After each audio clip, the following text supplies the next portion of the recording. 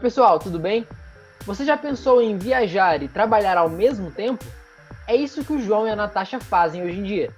Eu queria primeiro que vocês me contassem de onde que surgiu a ideia de viajar e continuar trabalhando. De onde que surgiu isso tudo?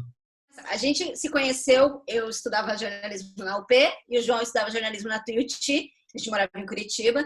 E assim, antes da gente se formar, a gente já tinha a ideia de que a gente queria passar um tempo morando fora. Nossa ideia era fazer inglês em Londres, e aí a gente tinha uma ideia de passar um tempo fora. E aí a gente trabalhava numa editora, a gente era estagiário numa revista, depois acabamos cada um em outro emprego, mas a gente manteve contato com o pessoal da editora. E aí, um pouco antes, a nossa viagem estava programada para abril de 2010. Um pouco antes da gente viajar, a gente começou a fazer uns freelas. E as coisas começaram a acontecer. A gente foi, viajou, fez o nosso curso de inglês e foi automaticamente o trabalho foi junto com a gente. A gente levou o trabalho na mala. A gente costuma falar que até hoje é assim, a gente carrega o trabalho na mala, mesmo quando a gente está viajando. Assim, isso não foi muito planejado, né? Pelo menos inicialmente. A gente foi para Londres, né? Ficamos 6 meses lá. E a gente estava com esses freelas e a gente foi meio receoso até, pô, será que vai dar, né? Será que os clientes vão entender a gente estando geograficamente longe, em outro fuso horário? Mas no fim, deu certo. Quais as principais dificuldades que vocês encontraram e também as principais vantagens? Que imagino que, apesar de ser difícil, tem as vantagens, senão vocês não estariam por aí. Quais são as principais vantagens e desvantagens? Dificuldade, eu acho que não é que é uma coisa assim, putz, é impossível e melhorou muito nos últimos anos. E eu acho que a crise do corona ajuda também a quebrar essas barreiras da distância, né? Mas assim, uma dificuldade que a gente tem é conquistar novos clientes, por exemplo, né? Porque como em geral relações comerciais exige muito, né? Você tá assim frente a frente, marcar uma reunião presencial e tal. A gente tem essa dificuldade por estar longe e não conseguir conversar com possíveis clientes frente a frente, né? Então esse é um problema. Outro, com certeza, o fuso horário, na prática, assim, no dia a dia é um problema, porque tem prós e contras do fuso horário, né? Por exemplo, a gente acorda antes do Brasil, né? Bem antes. Hoje a gente está 5 horas à frente. Então é bom que a gente tenha uma manhã tranquila. Então a gente consegue trabalhar focado, não tem que responder e-mail, não vai ter reunião, etc. Né? Então isso é bem legal.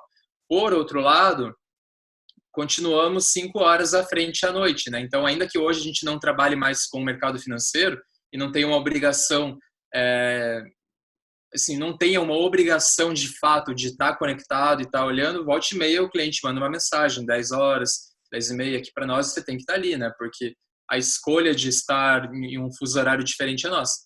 Com relação à parte boa, putz, tem várias, mas eu acho que isso do horário, né?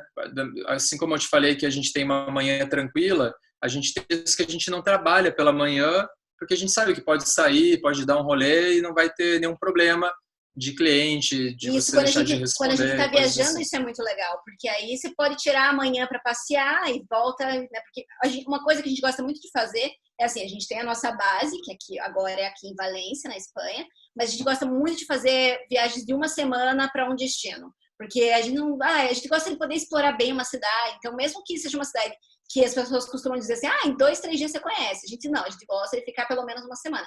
E aí a gente equilibra, porque a gente sempre leva o trabalho, não dá para tirar férias, né? Então a gente acaba trabalhando às vezes mais para a noite e tira o dia para explorar a cidade. Ou então um dia se a gente quer jantar fora, a gente trabalha durante o dia. Então a gente consegue fazer nossos horários, o que é maravilhoso, né? Então... E outra coisa que eu acho que é bem positiva, mas é meio intangível, é difícil de falar na prática, é o fato de como viajar, estar em diferentes lugares e vivendo diferentes contextos e diferentes culturas. Isso é meio que um blá blá blá assim que a gente ouve muito, né? Mas na verdade isso é muito bom assim para a criatividade, para você oxigenar as ideias, né? Para a gente que trabalha com criatividade, com comunicação, né? De uma forma geral, a gente sente que isso ajuda muito. O coronavírus chegou e muitos profissionais da comunicação estão precisando realmente trabalhar de casa, algo que eles não estavam acostumados a fazer, até profissionais um pouco mais velhos.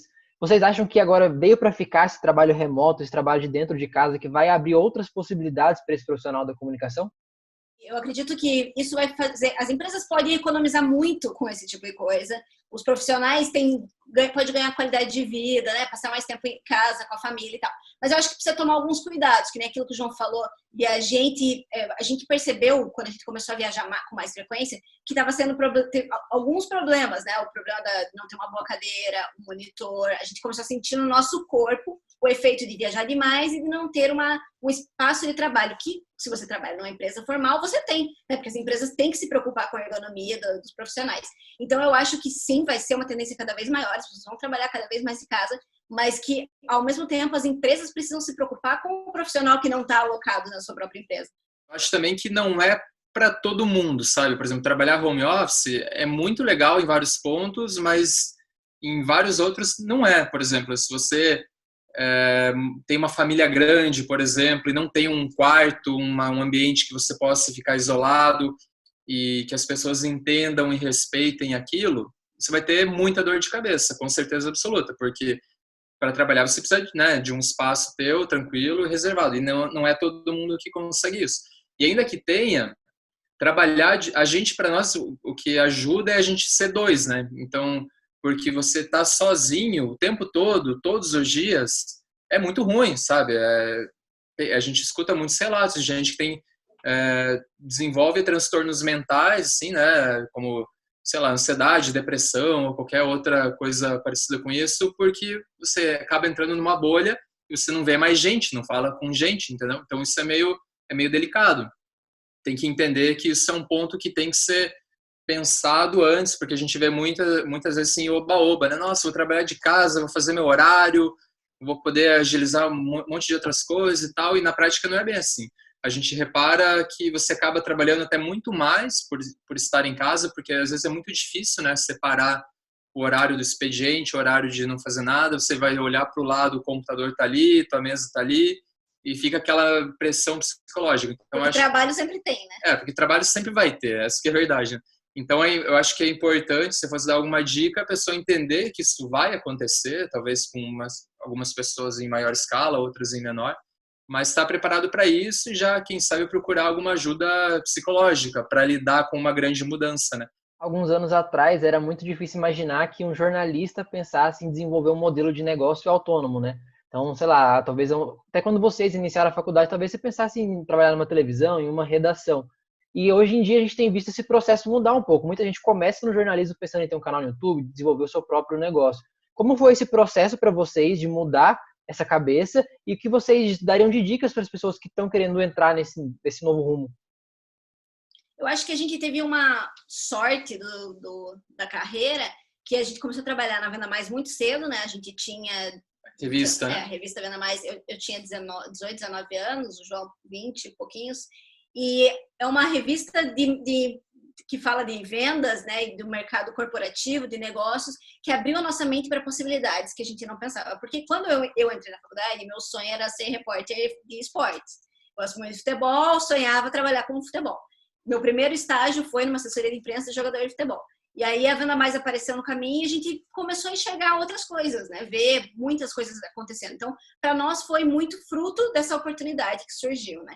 Mas eu acho que hoje, por exemplo, é completamente diferente. Eu não consigo... Esse dia a gente estava até debatendo sobre como deve ser estudar jornalismo hoje, porque eu espero que seja muito diferente do que era há 10, 15 anos, quando a gente entrou na faculdade. Porque hoje as oportunidades são muito diferentes. Realmente, quando eu entrei, era ou veículo, né, ou assessoria de imprensa, ou jornalão. Ou algumas empresas com comunicação interna. Era o que a gente enxergava. E hoje existe um mundo de oportunidades muito maior, só que eu acho que precisa de uma formação diferente do que existia. Não é só... Não dá para ser só da sua própria vontade, né? Você precisa desenvolver muitas coisas que você aprende na formação, seja dentro da universidade ou fazendo outros cursos, né? Mas eu acho que é muito importante abrir a mente para caminhos, porque a gente começa a identificar a oportunidade, depois você começa a aprender que existem oportunidades, né? A ver o mundo diferente.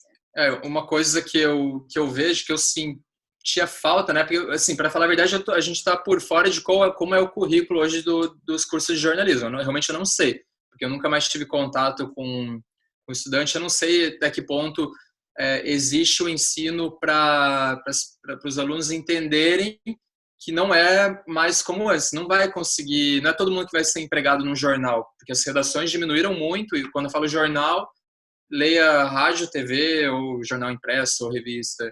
As redações são muito pequenas hoje, né? Isso foi um fenômeno que aconteceu.